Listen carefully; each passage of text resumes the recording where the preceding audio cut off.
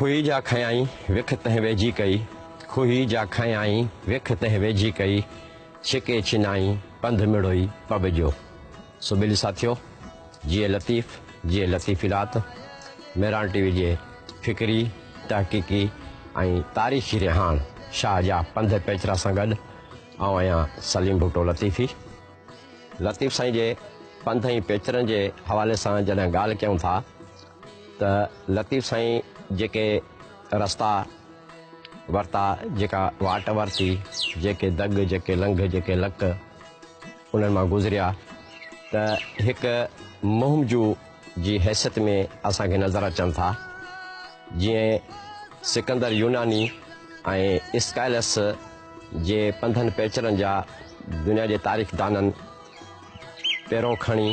ऐं उन्हनि शयुनि खे महफ़ूज़ कयो आहे, त ईअं लतीफ़ साईं जे पंध ऐं पेचरनि खे बि असां अहिड़ी तरह महफ़ूज़ करे सघूं था। ऐं जॾहिं साईं जे इन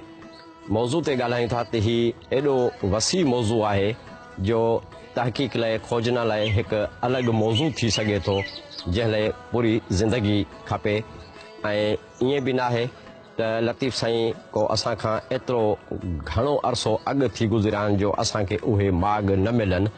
साईं खे वए अञा 250 साल खनि थिया आहिनि, त सिंध जी जाग्राफ़ी हालतूं अञा एतिरियूं तब्दील न थियूं हुन के नंढा ॻोठ वॾा शहर थी विया हूंदा। मुमकिन आहे किथे किथे उहे शयूं फिटी वयूं हुजनि ऐं के जेके से उतां आबादी जेका सा लॾे वई हुजे,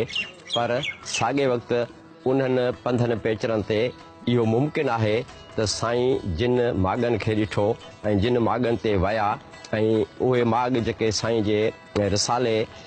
जे हवाले सां बि निशानदेही कनि था, त उहे माॻ ॻोल्हणु हरू भरू एॾा ॾुखिया कोन्हनि। पर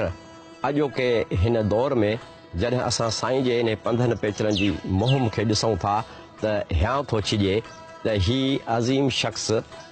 जे अलाह कमाइणो हुजे सा त भिट ते वेही बि अलाह अलाह करे हा, त आख़िर ज़िंदगी जा 22 साल मुसलसिल सफ़र कंदो रहियो, यानी 1120 खां 1142 ताईं, ऐं 1142 में भिट ते आबाद थियण खां पोइ बि साईं जा इहे सफ़र जारी रहिया। ऐं उन हवाले सां सिंध ऐं कच्छ में हंधे माॻे लतीफ़ साईं जे अचण जा ओहञाण ऐं रवायतूं असांखे मिलनि थियूं। ऐं लतीफ़ साईं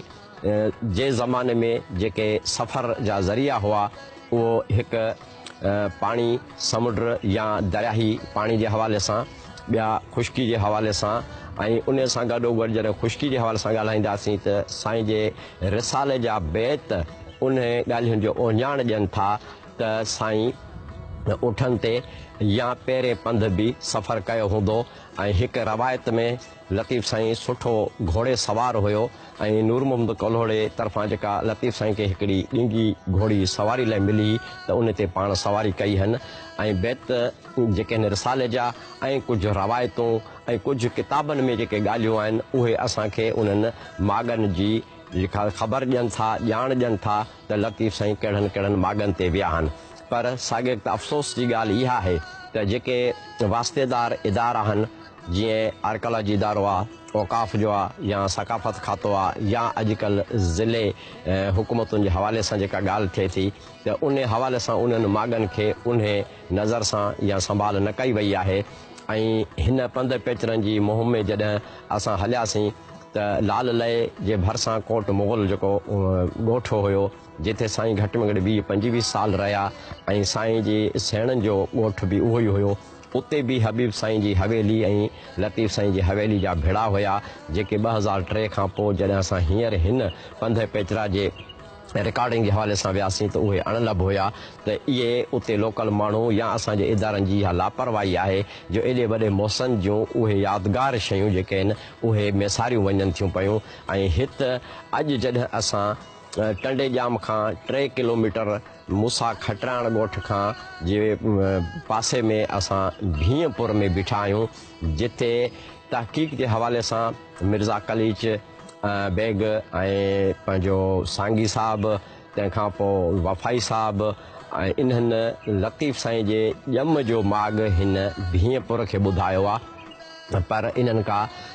तस्दीक थियल का रवायत या किताबी या तारीख़ी को सबूत न ॾिनो आहे ऐं उन हवाले सां जॾहिं इन्हनि टिनि सीनियर मोहक़क़नि जी ॻाल्हि कयूं था त इन्हनि पंहिंजनि किताबनि में हिन भींपुर जे माॻ खे लतीफ़ साईं जो ॼम माॻ ॼाणायो आहे पर को बि तारीख़ी सबूत ऐं को दस्तावेज़ सबूत या का मुस्तनद रवायत हुननि न ॼाणाई आहे। अलबत्ता मिर्ज़ा कलीच बेग सिर्फ़ नसीर वाह जो ज़िक्र कयो त उन जे भर में आहे पर गॾोगॾु शायदि घर वेठे इहा तहक़ीक़ थी जो भींपुर ऐं हाला हवेली खे लॻोलॻ ॼाणायो अथनि जॾहिं त हाला हवेली हितां खां 8 मेल खनि उत्तर ओभर तरफ़ आहे ऐं जेका गॾोगॾु नथी थी सघे ऐं साईं हिक ई वक़्तु ॿिनि जायुनि ते जनम नथा वठी सघनि त ही भींपुर जे हवाले सां इन्हनि मोहक़क़नि जो इहो चवणु त लतीफ़ साईं जो ॼम माॻ आहे। पोइ वरी लीलाराम वतनमल ऐं उन खे फॉलो कंदे डॉक्टर गुरबख्शाणी पंहिंजे किताबनि में तहक़ीक़ में ॼाणायो त साईं हाला हवेली में ॼाया पर उन्हनि बि को मुस्तनद क़िस्म जी रवायत या को तारीख़ी किताबी हवाले सां लिखत जो को सबूत न ॾिनो आहे। त चवण जो मक़सदु इहो आहे त न भींपुर लतीफ़ साईं जे जो ॼम माॻ आहे न हाला हवेली आहे। जीअं असां हिन शाह जा पंध पिचरा जे प्रोग्राम जे पहिरीं कड़ी सुई कंदर में जेको प्रोग्राम कयो उते असां पकनि पुख़्तनि सबूतनि सां साबित कयो त लतीफ़ साईं जेको सुई कंदर में ॼावा हुया। अहिड़ी तरह त ही माॻ हाणे कीअं लतीफ़ साईं सां वाबस्ता थियो साईं सां निस्बत कीअं पैदा कई वई उन हवाले सां जॾहिं असां ॻाल्हि कंदासीं त लतीफ़ साईं न भींपुर में ॼावा न हाला हवेली में त उहा सुई कंदर वारी ॻाल्हि असां करे आयासीं त पर सवालात हिन माॻ जी लतीफ़ साईं सां निस्बत कहिड़ी आहे त लतीफ़ साईं जो उहो दग उहा वाट जॾहिं भिट खां बुलड़ी शाह करीम वेंदा हुआ त उन हवाले सां भिट खां उॾेरलाल खां हाला हवेली ऐं नसरपुर जिते मियो शाहनात रिज़वी सां पंहिंजे वालिद साहब खां वठी संदन जवानी ताईं 32 सालनि ताईं ऐं जॾहिं 33 में 1133 में मियां साहब जो विसाल थिए थो तेसि ताईं लाॻापा रहिया सुठी दोस्ती रही ऐं हिक ॿिए ते असरअंदाज़ बि रहिया त उन्हनि सां मुलाक़ातुनि खां पोइ ही रस्तो हिन जेको मूंसां खटण लधा समा मुंहिंजे साॼे हथ ते ॻोठा इन में साईं जा जेके पोयरनि मां मुरीद थिया जंहिंमें मोहम्मद इस्माइल समो साईं जो ख़लीफ़ो थियो त ही माॻ लतीफ़ साईं जे इन गुज़रगाह जे हवाले सां हिते चिले कढण जो माॻ कंहिं हद ताईं मञियो वञे थो ऐं लोंग फ़क़ीर जेको शादी शहीद में उन जी मज़ार आहे उन जे पोयरनि फ़क़ीरनि खे इहो किथां सुध पई त लतीफ़ साईं भींपुर में ॼावा हुआ त पोइ हुननि अची हिते ही मस्जिद जी अॾावत कराई त अंग्रेज़ दौर में नसीर वाह जे खॼण खां ठहण खां अॻु जेको सो ही मस्जिद ऐं उन मस्जिद जो विरांडो पोइ जी अॾावत आहे ऐं ही माॻ ऐं पुराणो जेको क़ब्रस्तान आहे ही उन साईं जे चिले वारे दौर यानी संदसि साईं जे पंहिंजी हयाती में गुज़रगाह दौरान हिन वाट तां वेंदे हिते जेको सो ड्राबो कयो उन वक़्त जो ही माॻ आहे ऐं साईं सां उहा निस्बत रखे थी ऐं साईं जा मुरीद हिते लधा समाज जो मुंहिंजे साॼे हथ ते ॻोठा उहे बि आहिनि ऐं उन निस्बत सां पोइ हिन माॻ खे कुझु मोहक़क़नि ग़लति रुख़ ॾेई साईं जो ॼम माॻ ॼाणायो जॾहिं त उन जी ॻाल्हि वाज़े थी चुकी आहे त सुबेल साथियो असां हिते हिकिड़ी साई वठंदासीं ऐं साई खां पोइ हिन ई माॻ ते वरी अञा वीचार वंडींदासीं जीअं लतीफ़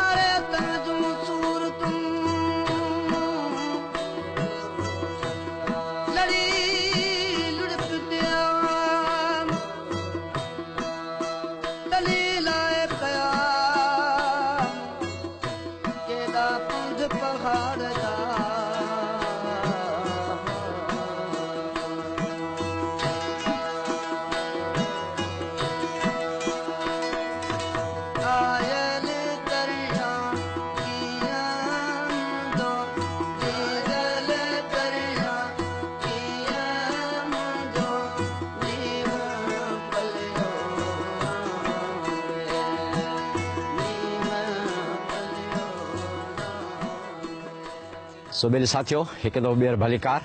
जीअं साईं ते वञण खां पहिरीं मूं चयो त असां हिन ई जू में आहियूं, हिन ई माॻ ते आहियूं त उहा जेका मस्जिद लोंग महसर फ़कीर ठाराई उन जे साम्हूं हिते ॿ हिकिड़ा भेड़ा जेके 2003 में पंहिंजे सही हालत में हुया। मुंहिंजी पुठ में जेको भेड़ो आहे इहो हबीब साईं जॾहिं सुई कंदड़ मां लतीफ़ साईं जे ॼमण खां पोइ वक़्ती तौरु नंढड़े ॿार जे इलाज मुआलज जे हवाले सां या कंहिं ॿिए माहौल जे तब्दीली जे हवाले सां वक़्त सर हिते लॾे अचनि था ऐं उन निस्बत सां मुंहिंजी पुठ में जेको भेड़ो नज़र अचे थो उहो साईं जी मस्जिद जे हवाले सां जेको सो सुञातो वञे थो ऐं इन खे ॿिनि तरफ़ खां ॾाकणियूं बि हुयूं ऐं पहिरीं त घणो जंग हुयो ऐं हींअर उहो जंग काफ़ी कटिजी वियो आहे त इन जी इहा तारीख़ी हैसियत आहे मस्जिद जे हवाले सां साईं हबीब साईं जे हवाले सां। ऐं हीअ स्पॉट जिथे मां हींअर मौजूदु बीठो आहियां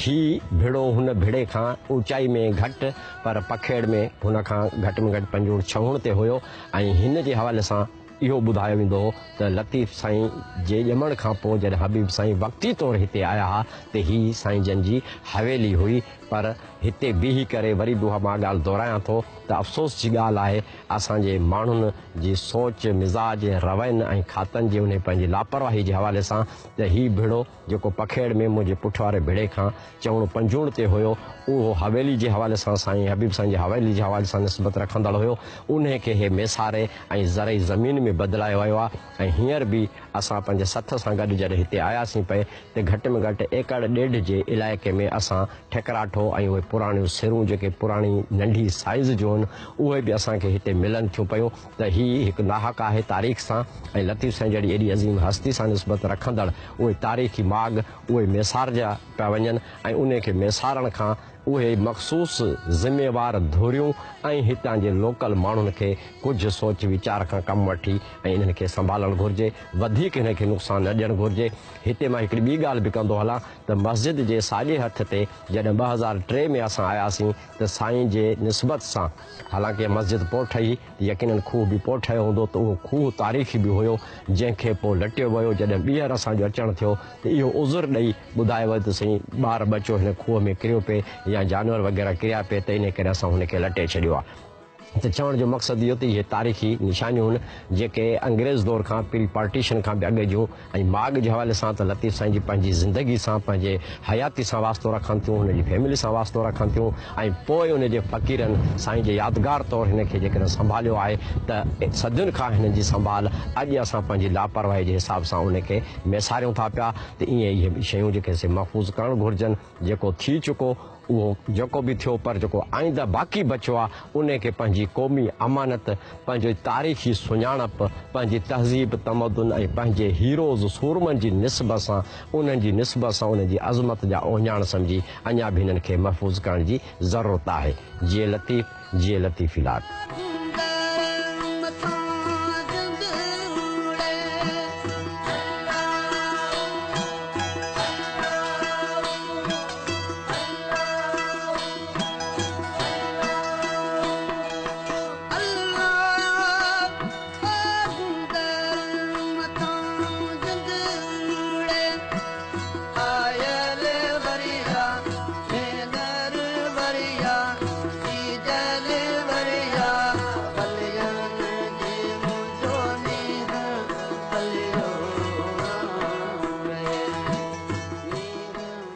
सुते न सरंदियाए कर पचार पिरें जी सुते न सरंदियाए कर पचार पिरें जी ओराणो ईंदो आहे जॾहिं सिंगार बा सुपरी। सुबेली साथियो अॻु में असां भीमपुर में उन हवेली जी जाइ ते बीठासीं जेका हबीब साईं सां निस्बत रखंदी जेका रही चुकी हुई ऐं उते जेके ॿिया माॻ हुआ उन्हनि जो ज़िक्र कयोसीं। हींअर असां पंहिंजो हाला हवेली जेको फाज़लानी मोरी खां खाॿे हथ ते 2-3 किलोमीटर जे मुफ़ासिले ते आहे उते बीठा आहियूं। हे हाला हवेली उहो इलाइक़ो आहे जेको लोहाणो ढोरो जंहिंखे चइजे थो उन जी साॼी कंदी आहे जेको नसरपुर खां मातली ताईं वेंदो हो ऐं उतां पोइ वरी अञा वधीक शाखुनि में विरहाइजी वेंदो हो ऐं इहो ई लोहाणो ढोरो जंहिंखे सांगरी ढोरो बि सॾिबो आहे ऐं इहो ई उहो ढोरो हो लोहाणो जेको शहदादपुर जे ओलह में वहंदो हो जंहिंमें सोणी ॿुॾी मुही लोहाणे जे लोहियूं आणे विधसि आर में। त इहो साईं जा जॾहिं पंध पेचरनि जी ॻाल्हि कयूं था त साईं जेके दरियाही वाकरनि जा पंध बि कया आहिनि, सामुंडी पंध बि कया आहिनि, त ख़ुश्की जा पंध बि कया आहिनि। ऐं असां अॻु में बि ॻाल्हि कंदा आहियूं त हीअ उहा वाट आहे जेका साईं भिट खां वठी वेंदे उॾेरोलाल ऐं नसरपुर, हाला हवेली ऐं दरपुर, शाहपुर, तंहिंखां पोइ भीमपुर ऐं वरी अॻिते हैदराबाद खां ठटो या शाह करीम ॾे वेंदा हुआ। त हिन जूअ में हाला हवेली जिथे मां बीठो आहियां हिते बि कुझु मोहक़क़नि जो ख़्यालु आहे त लतीफ़ साईं हाला हवेली में ॼावा हुआ, जंहिंमें पहिरियों मोहक़क़ लीलाराम वतनमल ऐं उन खे ई जेको सो पैरवी कंदे डॉक्टर गुरबख्शाणी बि लतीफ़ साईं जे ॼम जो माॻ हाला हवेली ॼाण आयो। जीअं भीमपुर लाइ अनुमान ॾेखारिया विया तीअं हिन इलाइक़े लाइ बि ॾेखारिया विया। पर तहक़ीक़ मां मालूम थिए थो त डॉक्टर बलोच साहिब बि पंहिंजे रिसाले में लिखियो आहे मुहाग में त हकीम मोहम्मद बख़्श जेको नसरपुर में रहंदो हो उहो वसोक सां ॻाल्हि कंदो हो त सैयद जेंदल शाह जेको पहिरीं हाला हवेली में रहंदो पोइ उतां लॾे ऐं ग़ुलाम शाह जी हुड़ी में अची रहियो, उहो चवंदो त लतीफ़ साईं हाला हवेली में ॼावा कोन हुया, अलबत्ता हुननि जो इन वाट सां ईंदे वेंदे गुज़र थियो ऐं गुज़र दौरान हिननि जो रहण बि मुमकिनात थियो हूंदो। इहो तारीख़ी हवालो आहे जेको बलोच साहिबु रवायतुनि मां हथु कयो आहे। ऐं हिन हाला हवेली में लतीफ़ साईं जो अचणु गुज़रणु या हिते ड्राबो करणु इन जी तस्दीक इन मां बि थी सघे थी त हितां सॾ पंध ते ज़मीनुनि जे विच में हयात कोरी जो तकियो आहे जेको लतीफ़ साईं जो मुरीद हो ऐं उन हयात कोरी जे तकिए ते वेही लतीफ़ साईं ऐं मियो शाह इनायत रिज़वी जूं कचहरियूं बि थींदियूं हुयूं। ऐं ईअं ई वरी जॾहिं हितां हाला हवेली खां फाज़लानी मोरी नसीरवाह ते जी परी भर वेंदासीं त 4 किलोमीटर ते नसरपुर आहे, वरी शाह इनायत रिज़वी जंहिंजो बि ज़िक्र उते हली कंदासीं त लतीफ़ साईं जी उन सां ॿाराणे वही खां वठी कचड़ी जवानी खां वठी पंहिंजे वालिद साहिब सां गॾु जेके मुलाक़ातूं हुयूं ऐं पोइ जॾहिं पाण जवान थिया त पंहिंजे सिर बि रिहाणियूं कंदा हुआ त हीअ वाट हुई जॾहिं बि हिन वाट सां भेरो कंदा हुआ या गुज़र थींदो हो त लतीफ़ साईं हिननि माॻनि ते ज़रूरु आया आहिनि, हिते रहिया आहिनि, कुझु ड्राबो कयो अथनि ऐं हिते जी हयात कोरी या शाह इनायत रिज़वी जे हवाले सां हिन जूं मुलाक़ातूं थियूं उन निस्बत सां कुझु मोहक़क़नि हाला हवेली खे लतीफ़ साईं जो ॼम माॻ त ॼाणायो पर बिना तहक़ीक़ जे ऐं उन खे वरी हाला पुराणा जे तरफ़ ॻोल्हींदा रहिया, जॾहिं की इहा तहक़ीक़ जो बुनियाद ऐं तरफ़ जे हवाले सां ॾिसाउनि जे हवाले सां बि ग़लति साबित थियो। त बहरहाल हिन माॻ जी निस्बत ज़रूरु आहे ऐं हीअ मस्जिद उहा पुराणी मस्जिद सॼे थी जेका लतीफ़ साईं सां निस्बत ॼाणाई वेंदी आहे हिन जी। ऐं जॾहिं असां 2003 में ऐं उन खां अॻु में बि हिते आयुसि त मुंहिंजे साॼे हथ ते जेको ख़ाली मैदान आहे हिते तमामु वॾो झंगु हूंदो हो ऐं हिन मस्जिद जे साॼे पासे अङण जी दीवार में खूह बि हुयो, जीअं भीमपुर में खूह हुयो ईअं हिते हिकिड़ो खूह बि हुयो जेको पोइ लटे छॾियो वियो, पर उहो खूह उन वक़्तु मूं पंहिंजे अखियूं ॾिठो हो। ऐं हितां जे हिन मस्जिद जे हवाले सां या हिन माॻ जे हवाले सां जेके संभालींदड़ हिन सार संभालंदड़नि साईं मोहसिन शाह वारा उन्हनि जी बि हिन माॻ सां निस्बत रही आहे, लतीफ़ी हवाले सां बि निस्बत उन्हनि जी रही आहे ऐं गादी नशीन बि हिननि वटि कंहिं न कंहिं मौक़े ते हिन माॻ ते भेरो कंदा आहिनि ऐं हिननि सां मुलाक़ात थींदी रही आहे ऐं हीअ पंहिंजे हड़ा बड़ा हिन ॻाल्हि खे निभायो अचनि। ऐं जीअं मूं ॻाल्हि कई त हिन मुंहिंजे साॼे हथ ते ऐं हिन मस्जिद जे पोएं पासे तंहिं दौर में कुझु पुराणी अदावत जूं मूं जेके से बुनियाद भितुनि जा ॾिठा हुआ जेका बि साईं जे हवाले सां निस्बत सां ॻाल्हि ॻणी वेंदी हुई ऐं हीअ जंग जेको हुयो उहो बि पोइ कटराए हींअर कुझु मैदान करे उन में बाक़ी जेके 2 तुरबतूं रहियूं आहिनि उहे हितां जे हिन सैदनि जे कंहिं ख़ानदान जूं आहिनि ऐं इन हवाले सां हाला हवेली हीअ पुराणो माॻ आहे लोहाणे ढोरे जे हवाले सां ऐं लतीफ़ साईं सां निस्बत रखंदड़ आहे। जीअं मुंहिंजो नालो सैयद मोहसिन शाह आहे, असां हाला हवेली जा रहाकू आहियूं। हीअ हाला हवेली आहे जिते शाह अब्दुल लतीफ़ भिटाई साहिब जा जी थी आहे जनम भूमि थी आहे ऐं उन खां पोइ चवनि था के चवंदा त लतीफ़ साईं जिन जी पैदाइश थी आहे भीमपुर में, के चवनि था त हाला हवेली में, पर हाला हवेली इहा ई आहे जिते असां पंहिंजे वॾनि खां ॿुधंदा आहियूं त शाह लतीफ़ साईं जी जेका विलादत थी आहे असां हिते ई थी आहे। उन खां पोइ जेको इहे आहे साईं असांजो ॾाॾो आहे सैयद बकाज़ार शाह हिते ई रखियल आहे ऐं इन खां पोइ हिते खूह हो, इहो खूह जेको सो उन ई वक़्त जो ज़माने खां वठी खूह हो ऐं उन खां पोइ जेको सो इहो कंडो आहे सोबोने 350 साल जो कंडो आहे। उन खां पोइ जेके कंडियूं आहिनि या इहे वण आहिनि या जेके रहायशी आहिनि जेके जॻहियूं आहिनि उहे उन दौर जूं आहिनि ऐं उन टाइम खां वठी असांखे जीअं असांजा वॾा ॿुधाईंदा चंद लतीफ़ साईं हिते ई ऐं हिन जाइ ते ई पैदा थिया आहिनि।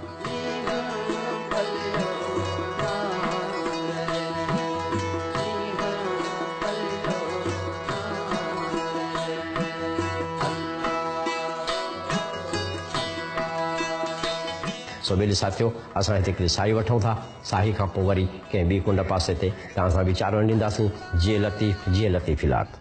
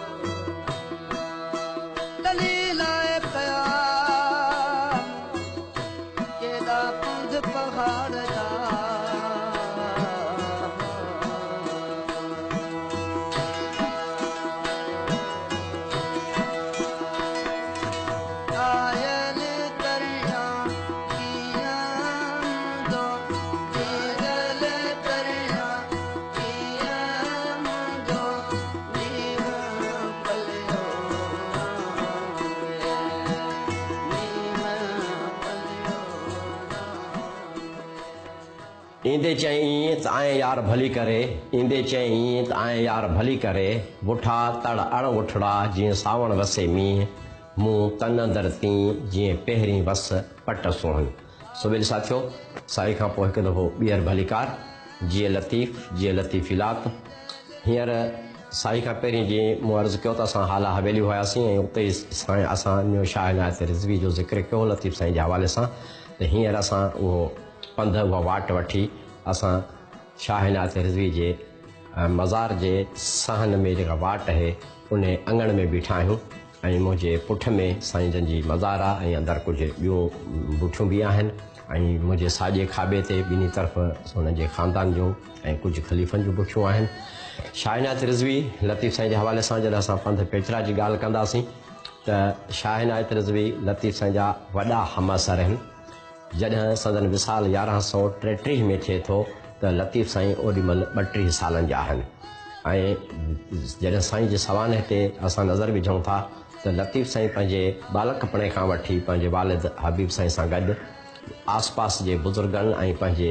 वॾे ख़ानदान जे बुज़ुर्गनि ताईं लतीफ़ साईं खे तरबियत तौरु इल्मी हवाले सां वठी वेंदा हुआ साण ऐं उन्हनि सोबतनि जो असरु हुयो जो साईं जॾहिं वॾा थिया त पंहिंजे वाल सां गॾु जेके भेरा कयूं जिन धुरनि सां मिलिया जिन बुज़ुर्गनि सां ममाती या हयाती वारे बुज़ुर्गनि सां मिलिया उन्हनि मां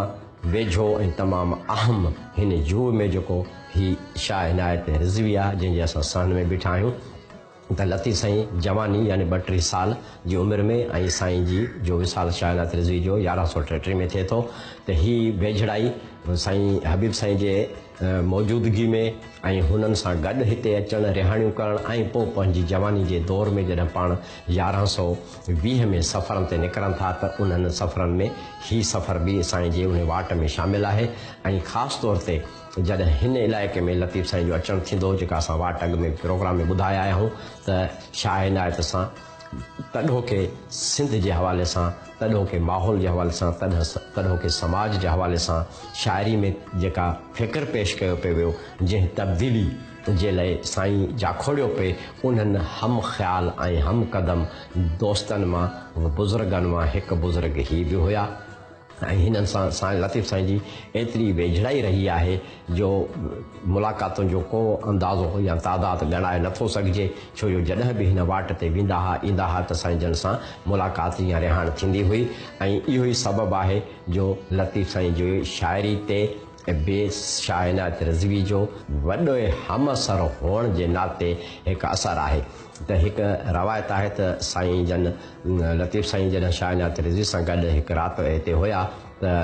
अधु राति जो साईं शाह इनायत रिज़वी उथी करे वॾे आवाज़ सां ज़िक्र करणु लॻा त लतीफ़ साईं चयो त शाह साहिबु इहो छा था चओ? चई त भई चरखो ईअं भेर जीअं सुतलनि खे सार थिए। त लतीफ़ साईं चयो न क़िबला, चरखो ईअं भेर जीअं भूअं भुणको न सुणे, तंहिंखां पोइ तौर त सोन बराबरि सुट थिए। त इहा सूरत हाल, इहे रिहाणियूं कचहरियूं हुयूं जेके वराणी में हिक ॿिए सां बेत चवंदा हुआ। सो ॿिए साथियो, असां हिते ई अञा वीचार वंडींदासीं तव्हां सां।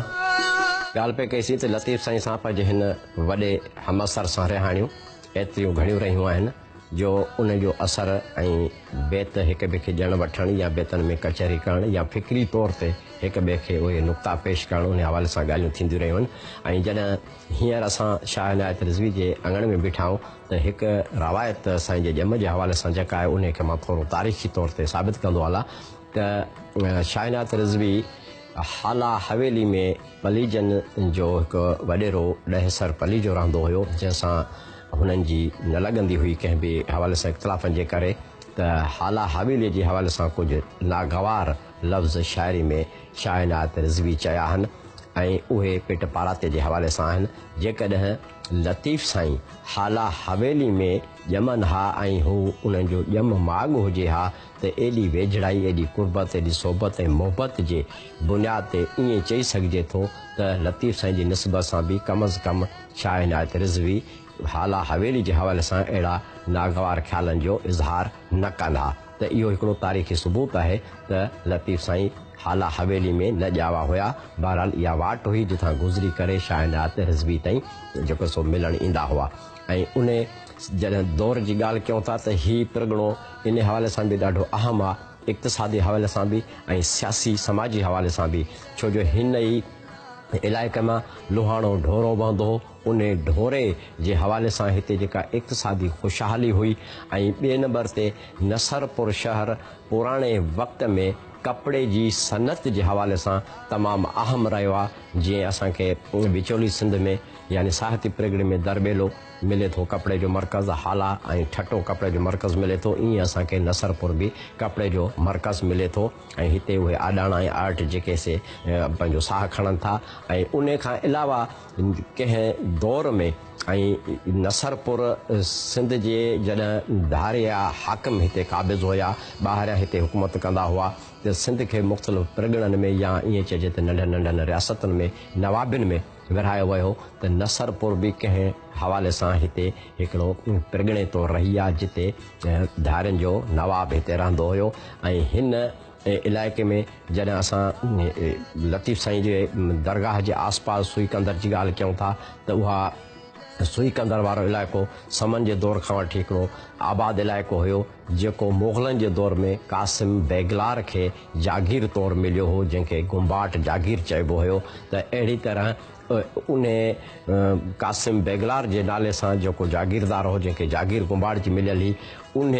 जे निस्बत सां असांखे वरी नसरपुर शहर ॾे मोटिणो पए थो। त नसरपुर शहर जे भरिसां असांखे कासिम बेगलार जो तारीख़ी हिकिड़ो क़ब्रस्तान मिले थो, जंहिंमें कासिम बेगलार जी क़बर बि मौजूदु आहे। ऐं उन ई साॻे तारीख़ी क़ब्रस्तान में लतीफ़ साईं जो सहुरो मुग़ल बैग जेको आहे उन जी क़बर बि असांखे उते मिले थी। ऐं जीअं त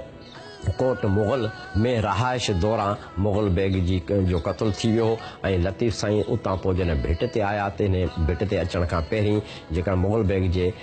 मारजण खां पोइ साईं जी शादी मुग़ल बैग जी न्याणी सां थी, जंहिंमें हिकिड़ो भाउ हुन बीबी सां गॾु हुयो, 12 सालनि जो गोलो नालो हुउसि, जेको थोरो ज़हनी तौर ते माज़ूर हो, पोइ जेको जल्दी गुज़ारे वियो। ऐं साईं जे अज़दवा जे हवाले सां जेका ससु हुई लतीफ़ साईं जी घरवारी जी, अमड़ जंहिंखे चइजे, उहा बि पोइ जल्दी विसाल करे वई ऐं उन जी क़बर असांखे मिले कोन थी। पर हिकिड़ो कवि गुमान आहे त संदन वसियत हुजे या लतीफ़ साईं ऐं हबीब साईं जी मर्ज़ी तहत हिननि खे बि उन कासिम बेगलार जे कब्रिस्तान में रखियो वियो हुजे। त उन हवाले सां नसरपुर जो तारीख़ी सियासी हवाले सां, समाजी हवाले सां, लोहाणे ढोरे जे हवाले सां, इक़्तिसादी हवाले सां ऐं नसरपुर में कपिड़े जी सनत जो उरूज हुअणु ऐं उन हवाले सां हिन पिरगड़े में शाह इनायत रिज़वी जेको लतीफ़ साईं जो वॾो हमअसर आहे ऐं लतीफ़ साईं जो ख़ुदि हिन बुज़ुर्ग सां हर मिलणु ऐं बार बार मिलणु ऐं कचड़ी उमिरि खां वठी मिलणु, इहो फ़िक्री तौर ते असरु वठणु ऐं तॾहिं की ग़ुलाम सिंध जे हवाले सां हितां जेके लतीफ़ साईं जी खाहोड़की ख़ैर हुई उन में जेके हम ख़्याल ऐं हम दोस्त धुरियूं हुयूं उन्हनि मां हिकु ही बि सीनियर बुज़ुर्ग या झूनो बुज़ुर्ग या वॾो बुज़ुर्ग ॻणे सघिजे थो। ऐं ईअं ई जॾहिं असां हींअर शाह इनायत रिज़वी जी मज़ार जे अहाते में बीठा आहियूं त मुंहिंजे खाॿे हथ ते जेको सो मुसन शाह या मूसा शाह जे हवाले सां असांखे हिकिड़ो मुक़बरो मिले थो जेको बि अवाइली हवाले सां शाह करीम जे दौर जे अॻु पोइ जेको सो ॿुधायो वञे थो त लतीफ़ साईं हिते जीअं शाह इनायत जे हवाले सां ईंदा हुआ, वॾे पंहिंजे वालिद साहिब जी दोस्ती ऐं निस्बत ऐं अच वञ जे रस्ते जे हवाले सां पोइ उहो रस्तो पाण निभायूं त ईअं हिन इलाइक़े में ड्रासोड़ी चइजे या उस्मान शाह हुड़ी वारी ॻाल्हि चइजे या नसरपुर चइजे या हीउ जेको शाहपुर रिज़वी आहे शाह इनायत रिज़वी जे नाले सां ऐं रिज़वी सादात जेके रहनि था उन्हनि जो ॻोठु ऐं हिते हवेली बि आहे, हीअ आबाई कब्रिस्तान बि आहे त हिते उन मूसा शाह जी बि जेका सभु मुक़बरो आहे जेको बि तारीख़ में हिकिड़ो अहम किरदारु आहे। सो ॿिली साथियो असांजी अॼोकी रिहाण जो वक़्तु पुॼाणी खे पुॼे थो। सलीम भुट्टो लतीफ़ खे इजाज़त ॾींदा। जीअं लतीफ़ जीअं लतीफ़ इलाही।